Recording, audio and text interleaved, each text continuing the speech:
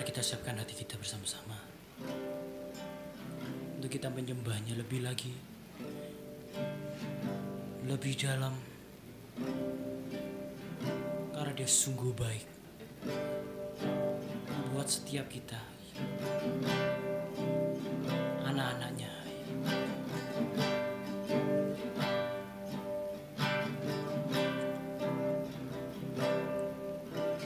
Yesus, Kau sungguh baik. Yesus, namamu indah. Yesus, ku cinta Kau selalu. Ku tinggikan, ku agungkan selamanya.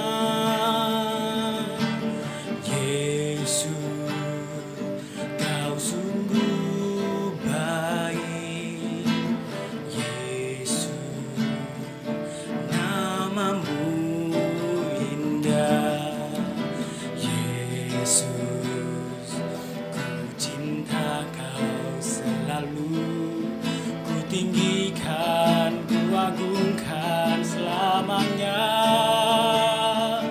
Ku mau memujimu, ku selalu pujimu. Ku mau menyembahmu, ku selalu sembahmu. Kau yang layak terima semua pujian.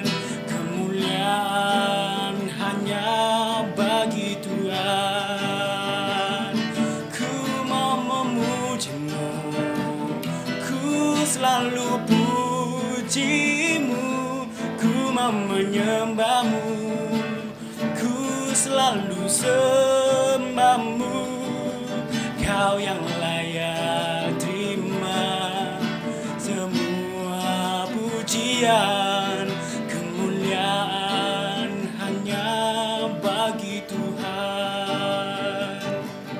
Kau yang layak terima semua pujian, kemuliaan hanya bagi Tuhan. Sekali lagi, Kau yang layak terima semua pujian, kemuliaan hanya bagi Tuhan.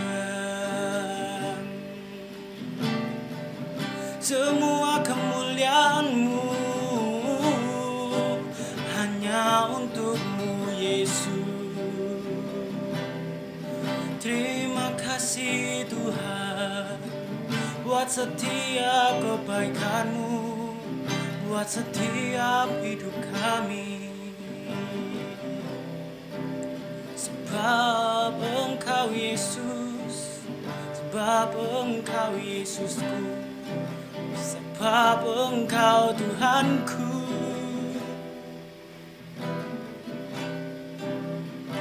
Selamanya.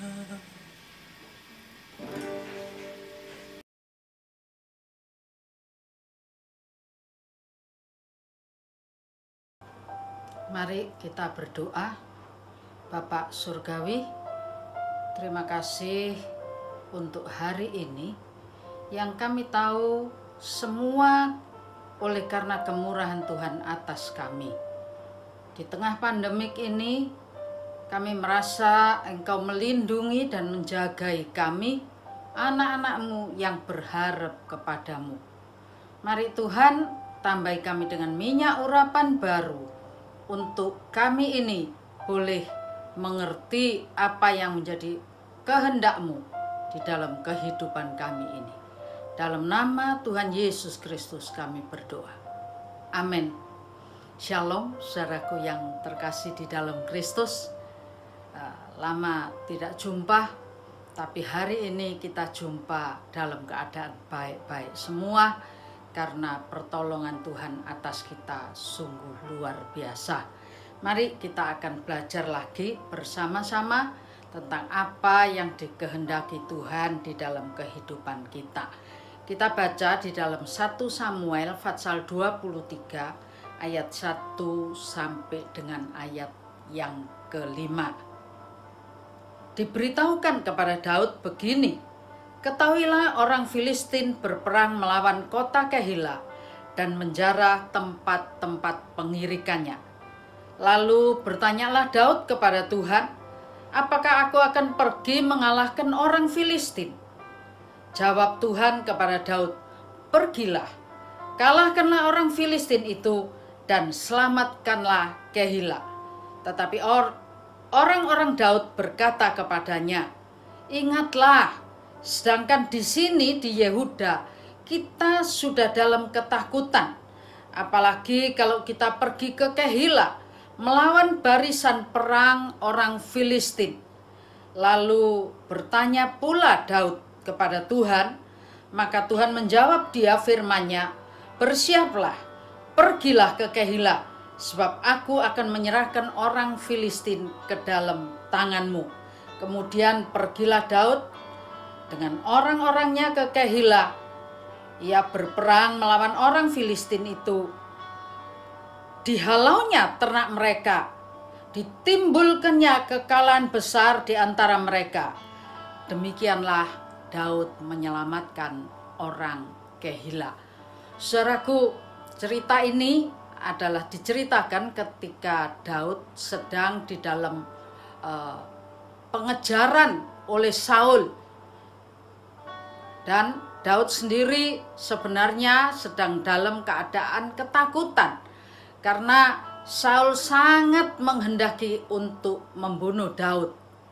Tapi suatu ketika Daud sampai di sebuah daerah yang ada dekat dengan Kehila, Daud mendengar berita bahwa kota Kehila ini sudah dikepung, sudah hendak dikalahkan oleh orang Filistin. Hati Daud tergerak oleh belas kasihan dan Daud tanya kepada Tuhan. Dan Tuhan memerintahkan kepada Daud untuk memberikan pertolongan kepada Kehila supaya mereka diselamatkan. Saudaraku, ada beberapa pelajaran yang kita bisa pelajari dari pembacaan kitab 1 Samuel 23 yang lanjutnya Anda bisa baca lagi di rumah. Ya, nanti selesai ibadah Anda bisa lanjutkan baca secara keseluruhan. Saudara, kota Kehila adalah sebuah tempat di Palestina, ya. Kota yang berkubu. Kota itu berpintu, berpalang pintu.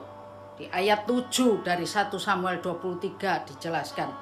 Dan sebuah kota di barat kaki bukit Yehuda. Saudara, dari ayat yang kita baca tadi, kita dapatkan beberapa poin yang bisa kita ambil untuk kita lihat bagaimana hidup Daud begitu mengandalkan Tuhan. Saudara, yang pertama yaitu biasakanlah untuk selalu minta petunjuk Tuhan. Ketika kita hendak memutuskan sesuatu, ketika kita hendak melakukan sesuatu dalam kehidupan ini, saudara, kita butuh pimpinan Tuhan. Kita butuh Tuhan menjagai kita. Kita butuh untuk Tuhan itu memberikan petunjuk-petunjuknya kepada kita. Konsekuensinya, saudaraku, kalau kita ini sudah tanya sama Tuhan, konsekuensinya adalah kita harus nurut sama Tuhan. Kalau tanya saja tanpa taat, itu tidak ada gunanya. Tapi ketika Daud tanya, Daud juga taat kepada Tuhan. Saudara, saat itu Daud dikejar-kejar Saul luar biasa. Dan mereka seperti ayat yang kita baca tadi, anak buahnya Daud itu mengatakan, sekarang saja kita dalam keadaan ketakutan di Yehuda. Jangan cari tambah musuh, tuanku. Jangan cari ketakutan yang lebih besar. Tapi Daud, saudaraku, adalah orang yang begitu mengandalkan Tuhan. Daud tidak hanya mendengar anak buahnya yang secara logika sebenarnya sangat masuk akal, sangat ada dasarnya, sangat logik. Tapi Daud kembali tanya kepada Tuhan lagi, Tuhan, ini anak buahku bilang kalau keadaannya seperti ini dan sangat logik.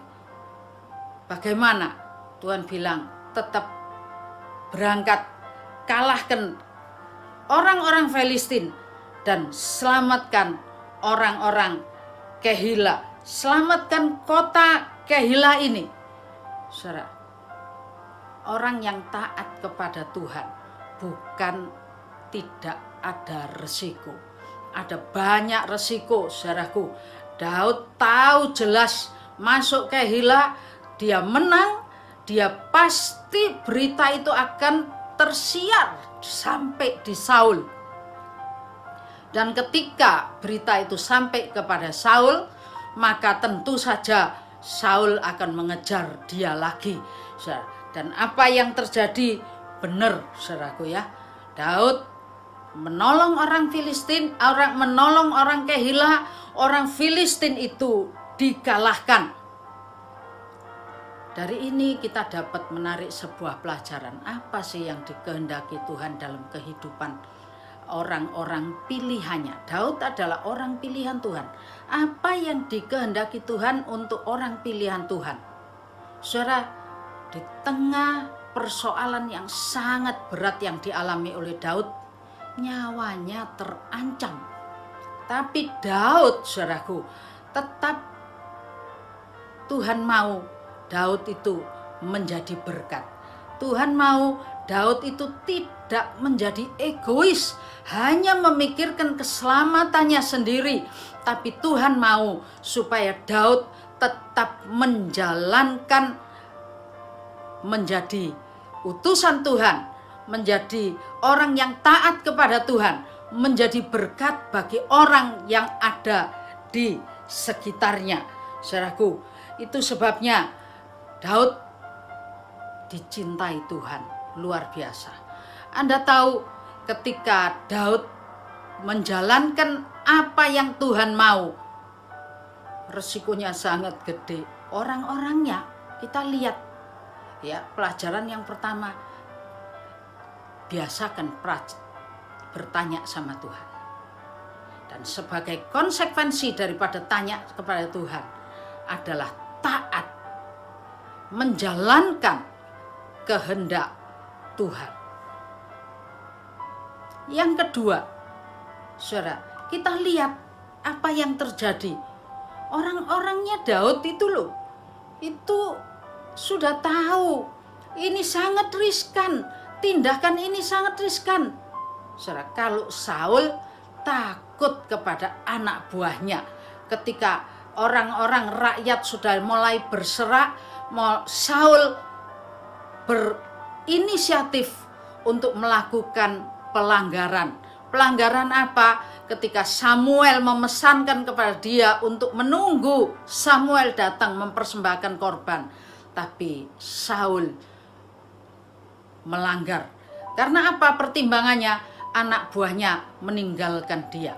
Daud, saudara, taat kepada Tuhan secara absolut. Dia tidak takut ditinggalkan anak buahnya. Dia tidak takut resiko apapun, karena dia tahu orang yang taat kepada Tuhan itu pasti dibela Tuhan. Dan orang yang dibela Tuhan itu adalah sungguh mendapatkan pertolongan yang sangat luar biasa. Jadi dari sini kita belajar, saudaraku, apa yang terjadi. Orang-orangnya Daud itu loh, aduh rajaku, aduh pimpinanku, ndak logik, ini perintah yang aneh, ini perintah yang merugikan.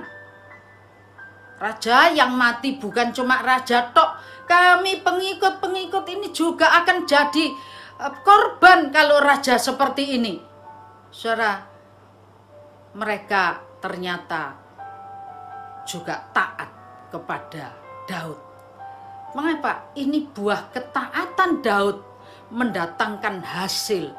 Tuhan ikut bekerja dalam segala perkara untuk mendatangkan kebaikan bagi orang yang mengasihi Dia, saudara. Dan berikut kita lihat apa yang terjadi, saudara. Daud sekalipun dia terjepit, sekalipun dia dalam bahaya, dia masih memikirkan orang lain. Dan ini atas perintah Tuhan.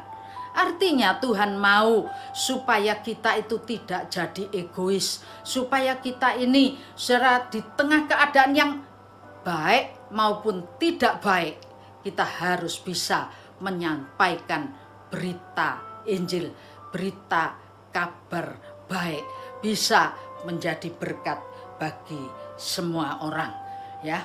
Nah, dan yang berikut, saudara, adalah ketika melakukan sesuatu atau ketika menolong sesama. Satu hal yang kita tahu, apa yang terjadi, saudara. Jangan menolong dengan pamrih. Kalau kita melakukan sesuatu pekerjaan baik, jangan kita berharap dibalas baik sama orang, ya. Biasanya orang itu kalau kasih sesuatu itu bukan kasih yang tidak mampu, saudaraku, kasih yang mampu. Seringkali itu seperti itu. Untuk apa? Supaya dapat balasan yang lebih bagus. Mari kita belajar punya hati yang tulus. Ya, punya hati yang tulus. Dalam hal ini sebuah pelajaran yang Daud dapatkan dari pelajaran ini sungguh luar biasa, saudaraku. Daud setelah menolong orang Kehila, Daud berpikir, ya, apa? Penduduk Kehila kan baru hutang budi sama Daud ini. Itu sebabnya Daud tanya sama Tuhan. Untungnya Daud itu selalu tanya sama Tuhan. Apa yang ditanyakan? Tuhan, aku tahu, aku dengar berita Saul akan menyerang, datang di kota Kehila ini. Orang-orang Kehila itu akan menyerahkan aku kepada Saul kah? Saul akan membasmi orang-orang Kehila kah? Itu ada di ayat 13 dan ayat yang ke-14, saudaraku, ya. Ya. Jadi apa yang terjadi? Daud tanya sama Tuhan. Mengapa, saudara? Daud ini logiknya berpikir, Kehila ini baru saja ditolong oleh Daud. Tentunya orang Kehila ini belajar balas budi, saudaraku, ya. Kalau dia tidak diselamatkan Daud, dia akan hancur oleh orang Filistin. Daud adalah pahlawan, Daud adalah penolong. Nah, tentu saja secara logik, kalau Daud ada di kota Kehila dan Saul datang menyerang Daud, orang Kehila akan kembali membela Daud dan menolong Daud. Tapi ternyata tidak. Suatu hal yang cukup mengecewakan, saudaraku, ya. Apa yang terjadi? Ya, ini orang Kehila akan menyerahkan Daud. Saul akan datang kah Tuhan? Betul, Saul akan datang. Dan orang Kehila akan menyerahkan kamu ke dalam tangan Saul. Saudara, ada beberapa pelajaran yang kita dapat pelajari dari kejadian ini. Saudaraku, manusia itu cenderung menyelamatkan dirinya sendiri. Walaupun Daud itu sudah menyelamatkan orang Kehila, tapi orang Kehila tahu, saudaraku, kalau Daud ada di dalam kota Kehila. Kota Kehila ini kota berkubu, kota berpintu, dan kota berpalang pintu. Bisa saja orang Kehila tidak menyerahkan Daud ke dalam tangan Saul. Tapi Daud yang ada di dalam kota Kehila bisa membawa banyak korban. Tentu orang Kehila ini juga ingat cerita tentang Doeg. Bagaimana satu kampung imam dibunuh semua oleh Saul melalui tangan Doeg. Karena Daud ada di sana. Orang Kehila tidak mau jadi korban. Walaupun dia seharusnya sudah mati dalam tangan Filistin. Tapi ketika dia sudah diselamatkan, orang Kehila ini tidak mau jadi korban, saudaraku. Tidak mau membalas budi dengan baik. Ya, kecenderungan manusia adalah egois. Hanya memikirkan kepentingan sendiri. Hanya memikirkan egoisnya saja, egonya saja. Dia tidak memperdulikan bagaimana Daud sudah menolong dia. Sama sekali tidak, saudaraku ya. Bagaimana dengan kehidupan kita? Ini tanda akhir zaman. Memang, saudaraku, orang akan cenderung untuk mencintai dirinya sendiri. Ya. Dan orang Kehila itu mengerti ceritanya Doeg.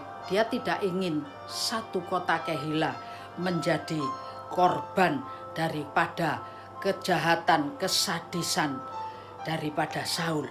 Saudara. Jadi dalam hal ini Daud dikecewakan.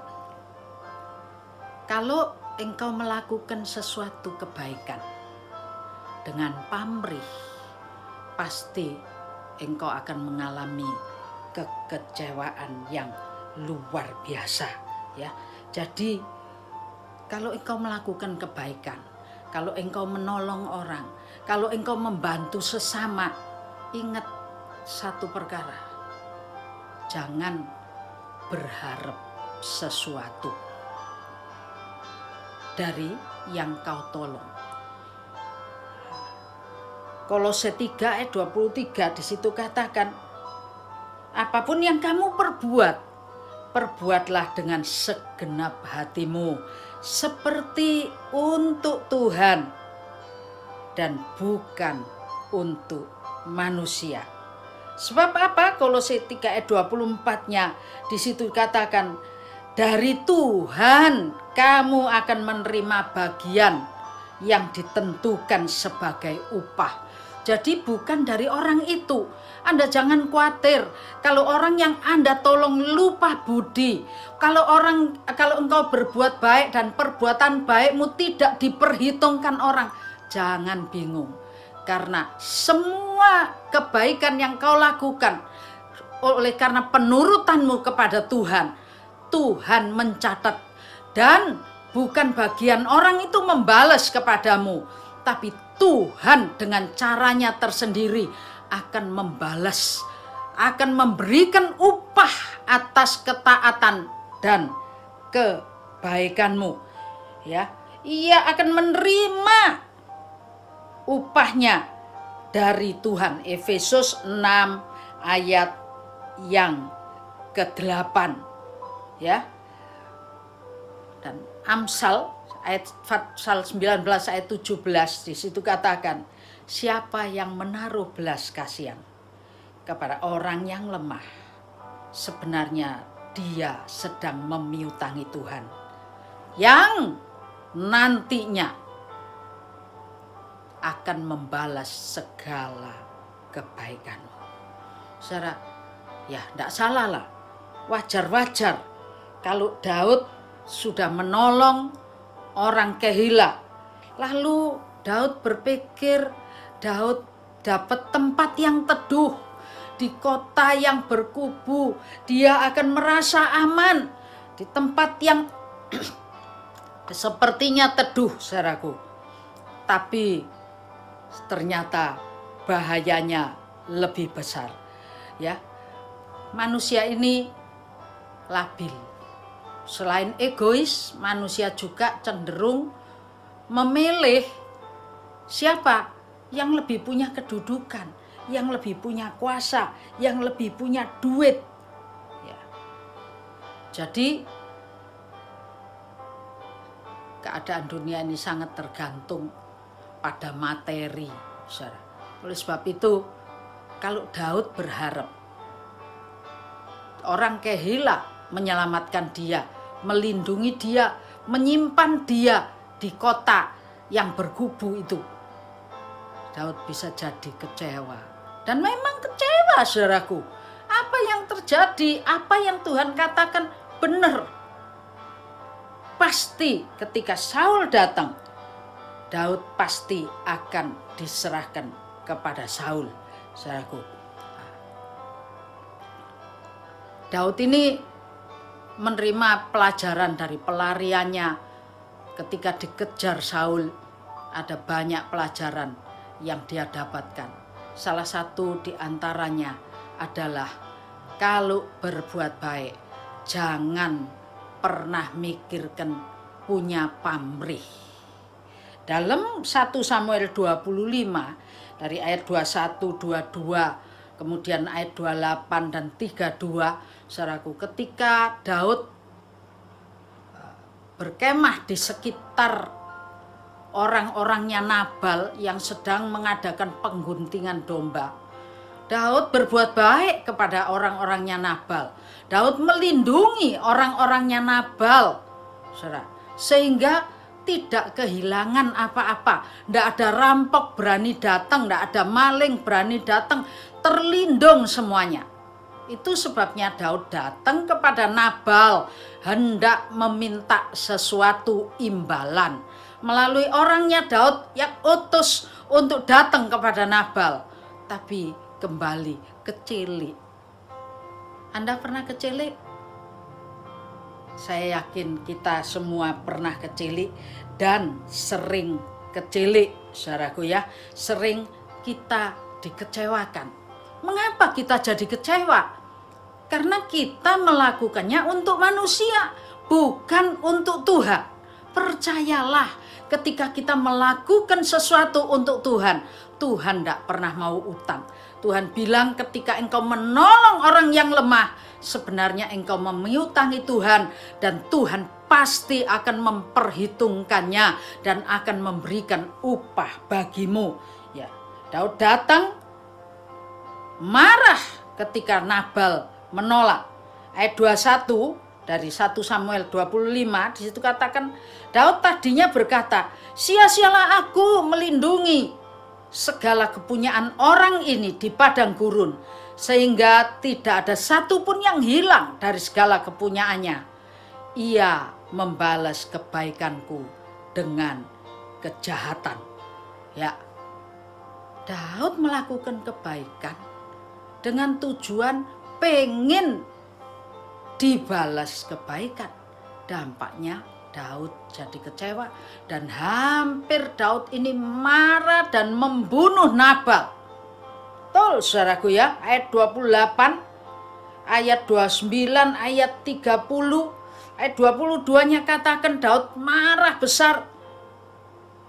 Ya, Daud berkata, begini kiranya Allah menghukum Daud, bahkan lebih lagi daripada itu, jika ku tinggalkan hidup sampai pagi, seorang laki-laki saja pun dari semua yang ada padanya.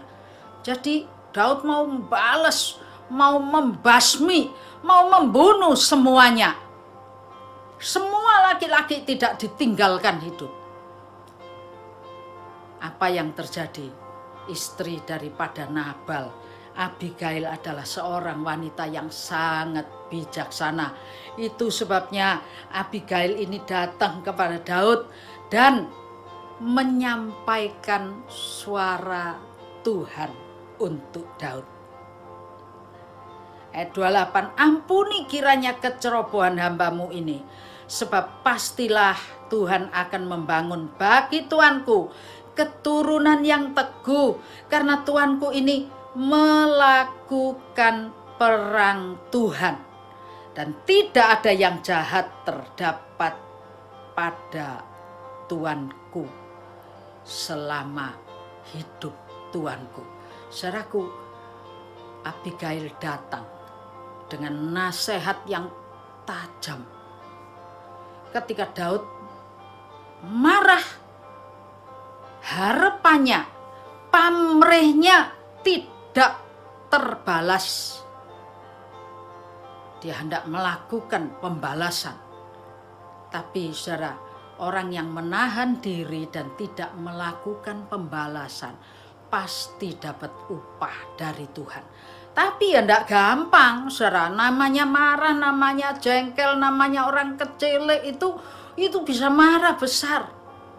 Ingat, ketika harapan kita tidak tercapai, ketika mungkin kita kecewa, ketika kita mungkin marah, kita harus bisa buat roh yang terakhir, penguasaan diri. Saudaraku, melakukan perang bukan perang melawan Nabal, bukan perang melawan musuh. Musuh yang ada di dalam diri kita sendiri. Penguasaan diri, mengalahkan keinginan kita, mengarahkan kemarahan kita, mengalahkan kekecewaan kita. Itu sebenarnya kita ini sedang melakukan perang Tuhan. Sampai menang. Bukan Daud yang menang, tapi Tuhan yang menang.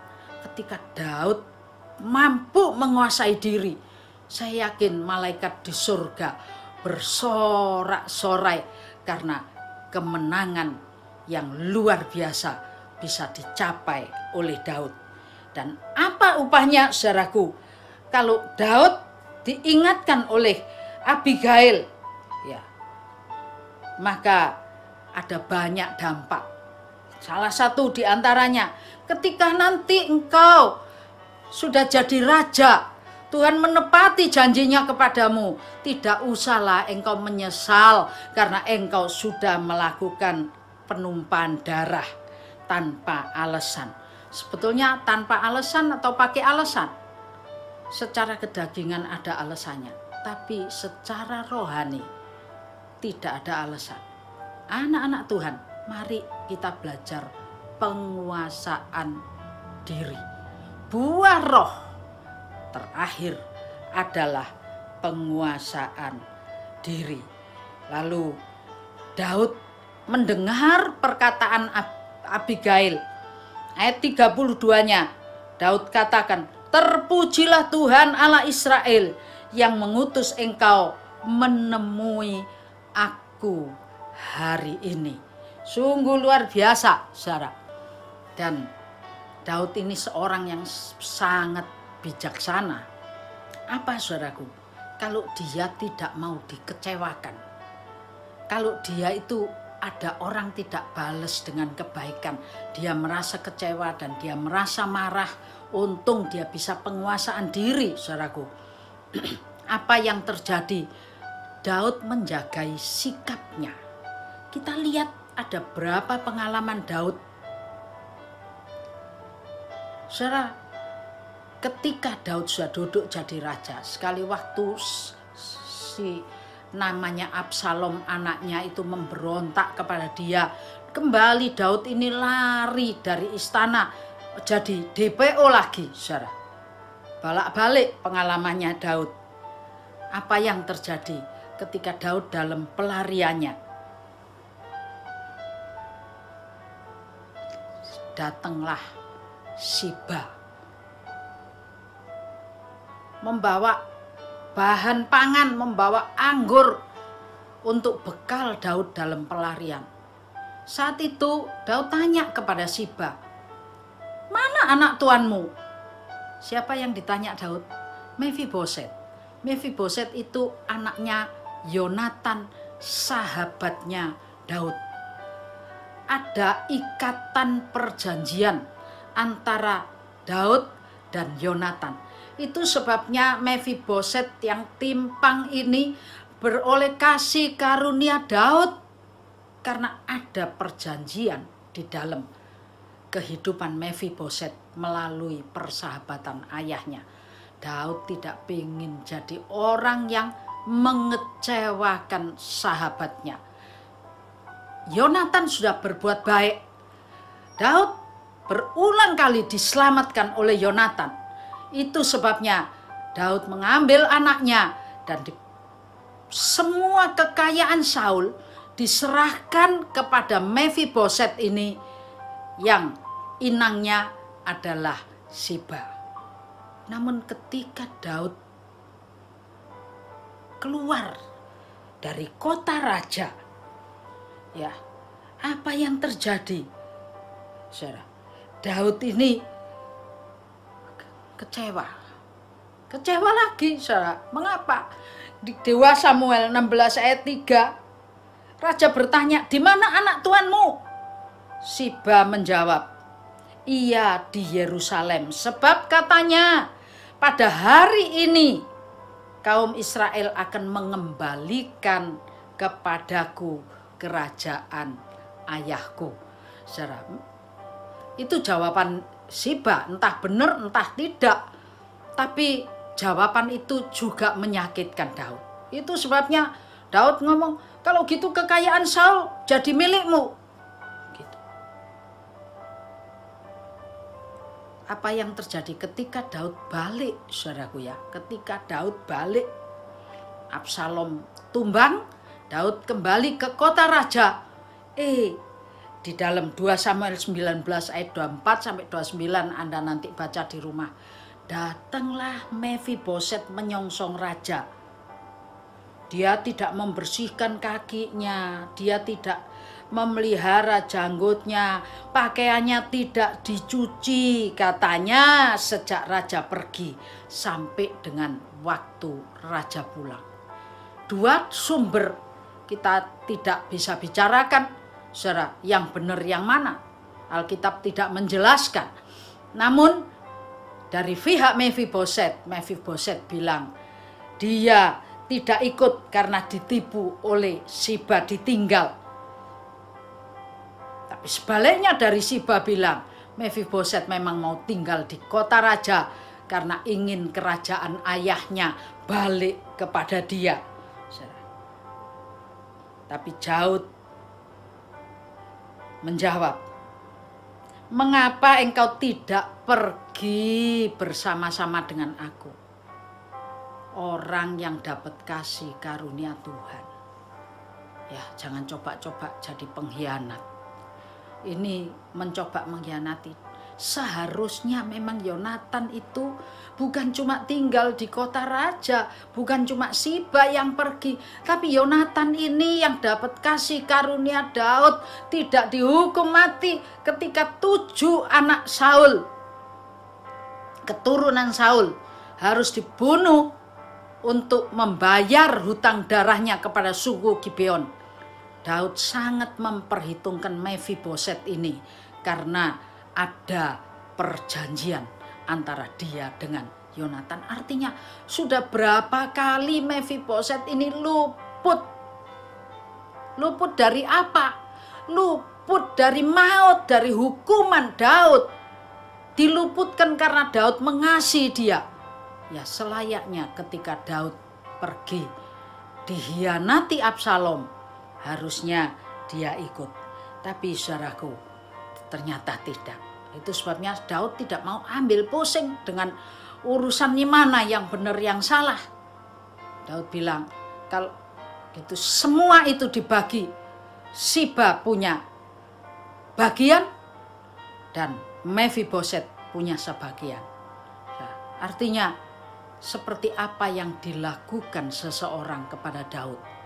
Daud tidak ingin mengecewakan orang itu. Mephiboset dapat yang namanya ini juga dapat, Siba juga dapat. Puji Tuhan, Daud bijaksana sekali, saudaraku ya. Lalu ketika orang itu kalau sedang susah, saudaraku, orang itu bisa ngelihat Mephiboset kayak apa, Siba kayak apa, Saudara, ada seorang tua, sudah umur 80-an, namanya Barsilai. Orang itu kaya raya. Ketika Daud dalam pelarian dikejar Absalom ini lagi, saudara, Barsilai itu juga memelanai gandum, bahan pangan, perbekalan diberikan kepada Daud untuk bekal.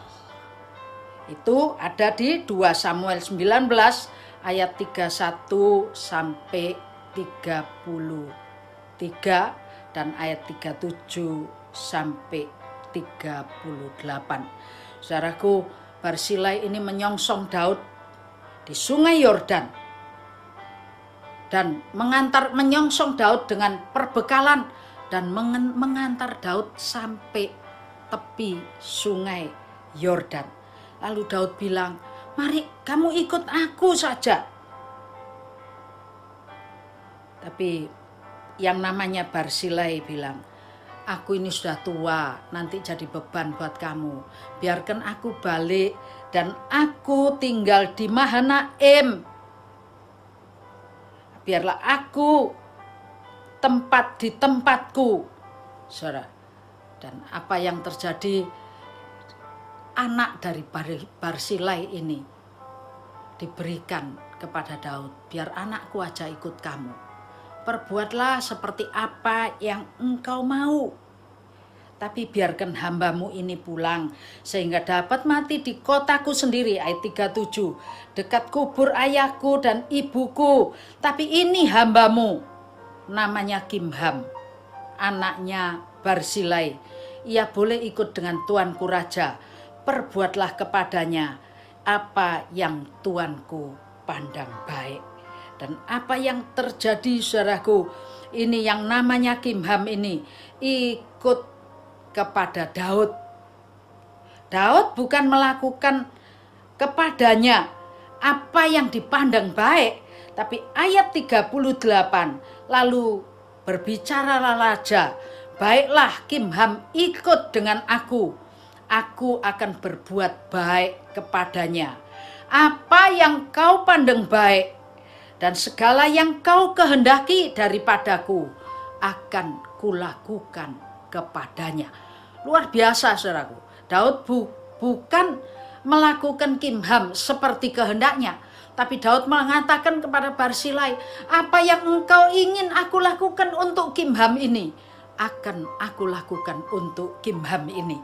Artinya, saudaraku, Daud itu merasa ketika dia banyak kali mengalami kekecewaan. Daud kecewa. Di tengah keluarga dia kecewa.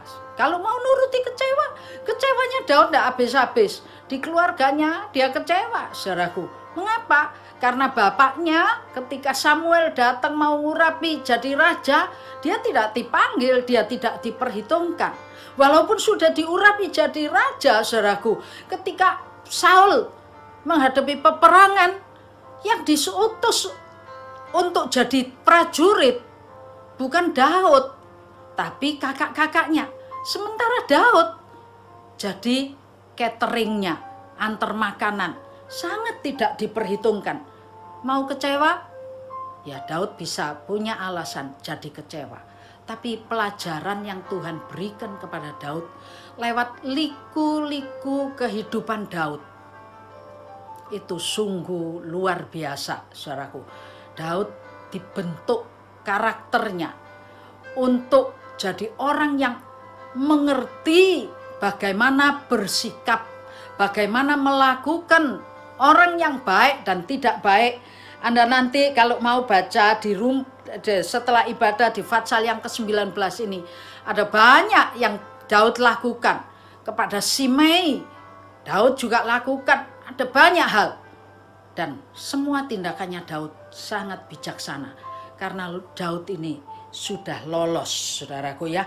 Dan apa ternyata yang dilakukan Daud kepada Kimham ini? Setelah mengikuti Daud tahu dia berhutang kepada Barsilai. Dalam keadaan dia susah, Barsilai mensuplai bahan pangan bahan akomodasi diberikan kepada Daud dengan tulus dan ikhlas.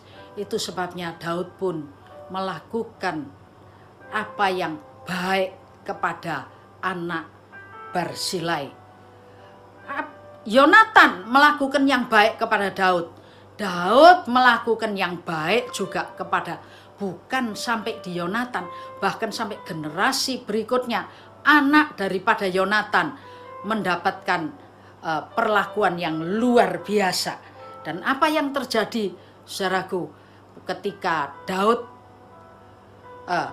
sudah berjaya, Kimham ini mendapatkan fasilitas yang luar biasa, saudaraku. Ini 2 Samuel 19 ayat 40. Sesudah itu berjalan raja terus ke Gilgal dan Kimham ikut dengan dia. Seluruh rakyat Yehuda bersama-sama, setengah dari rakyat Israel telah mengantarkan raja. Saudaraku, cerita Kimham sepertinya terputus. Tapi di Yeremia pasal 41, di situ dituliskan, ya, siapa, jadi apa Kimham ini ikut Daud? Bukan dijadikan kacung-kacung, tapi apa yang Daud janjikan kepada ayahnya Barzilai, Daud tepati, dan Daud memberikan fasilitas yang luar biasa. Anda tahu, kalau ada bos hotel, mungkin Kimham inilah bos hotel yang pertama.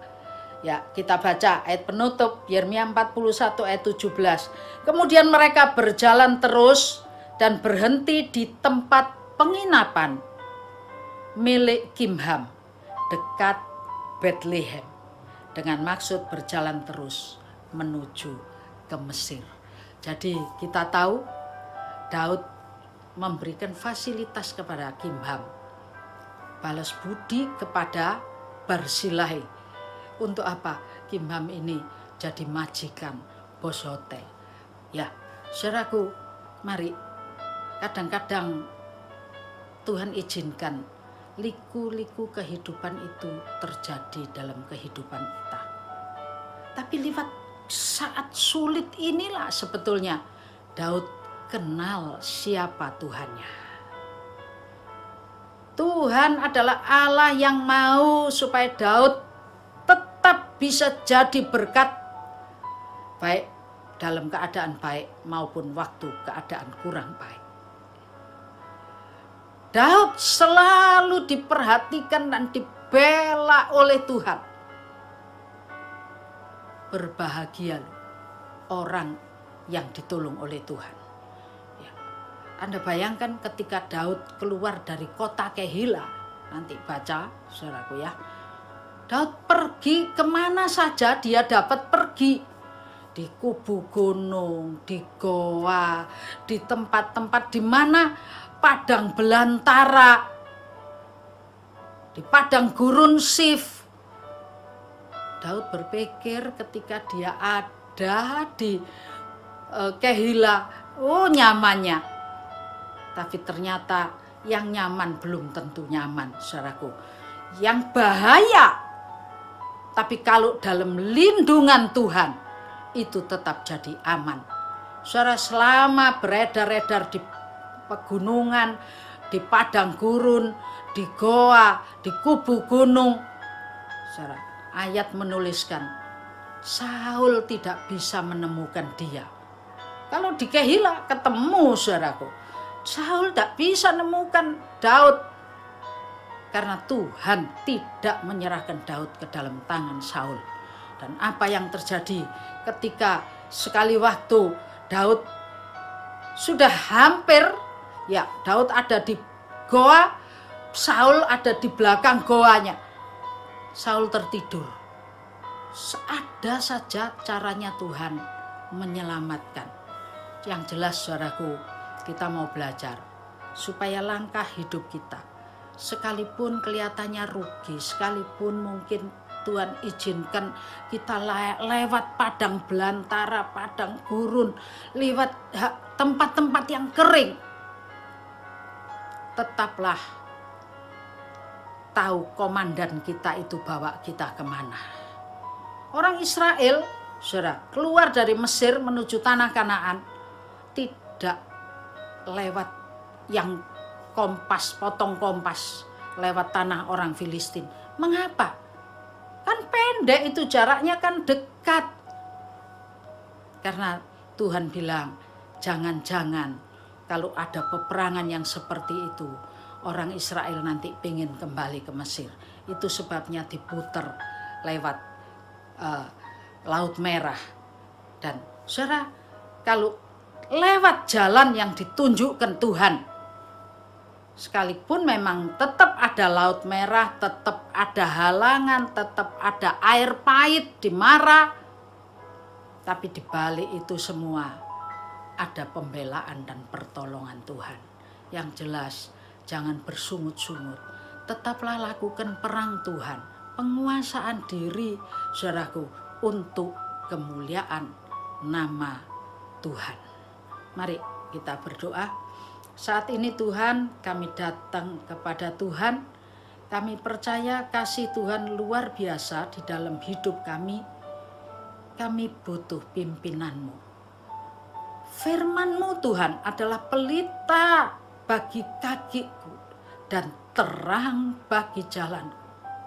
Tanpa firman yang menuntun kita semua, kita akan celaka, kita akan tersesat, kita ini tidak bisa menguasai diri.